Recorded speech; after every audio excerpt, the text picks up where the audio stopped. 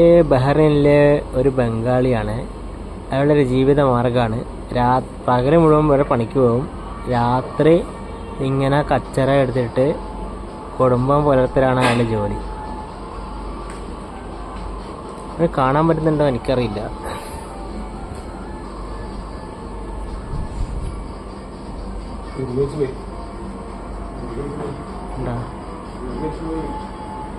ബഹ്റൈനില് ഇങ്ങനെയാണ് പൈസ ഉണ്ടാക്കുന്നത്.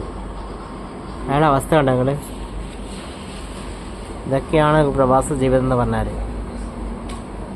ഇതുകൊണ്ടാണ് ഒരു പാട്ട് പാടിയത്, പെരിയോനേ റഹ്മാനേ റഹീമേ അങ്ങകലെ അങ്ങകലെ മണ്ണിൽ പുതുമഴ വീഴണുണ്ടേ, മണ്ണിൽ പുതുമഴ വീഴണുണ്ടേ, നെഞ്ചിലൊരാളുടെ കണ്ണീർ വീണപ്പോൾ,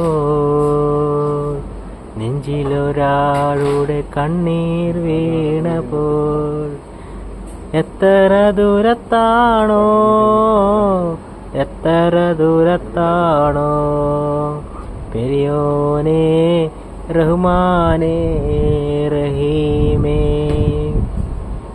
ആരെങ്കിലും ഈ ചാനലിൽ കാണുകയാണെങ്കിൽ സബ്സ്ക്രൈബ് ചെയ്തിട്ട് സപ്പോർട്ട് ചെയ്യണേ. ഇത് ഇവിടെ ഒരു നാച്ചുറൽ ജീവിതമാണ് കാണുന്നത്.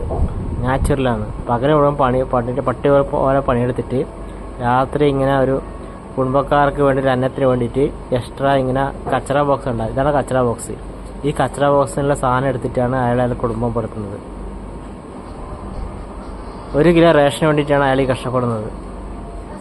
ആരെങ്കിലും ഒരാൾ ഇയാൾക്ക് വേണ്ടി സപ്പോർട്ട് ചെയ്യണം.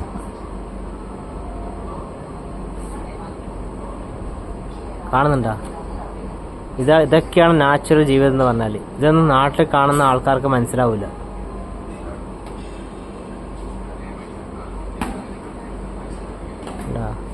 ആ കവറ് ഇങ്ങനെ കറക്റ്റ് ലെവലിൽ കട്ട് ചെയ്തിട്ടാണ് അയാൾ തരുന്നത്. അത്രയ്ക്ക് ഇതുണ്ട്, പണിയോട് ആത്മാർത്ഥതയുണ്ട് അയാൾക്ക്.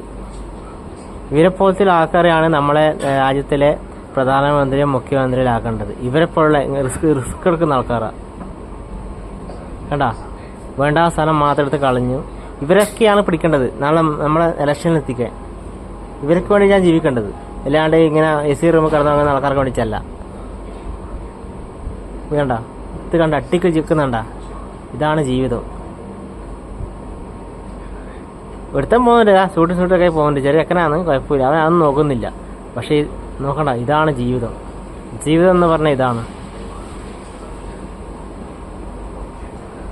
കണ്ണു തുറക്കാത്ത ദൈവങ്ങളെ, കരയാനറിയാത്ത ചിരിക്കാനറിയാത്ത കളിമൺ പ്രതിമകളെ, മറക്കുമോ നീ എൻ്റെ അപ്പോൾ ശരി കേട്ടാ, അത്രയേ ഉള്ളൂ. ഇതാണ് ഒരു പ്രവാസ ജീവിതം എന്ന് പറഞ്ഞാൽ. ഇന്ന് ശരി കേട്ടാ, ബൈ ബൈ.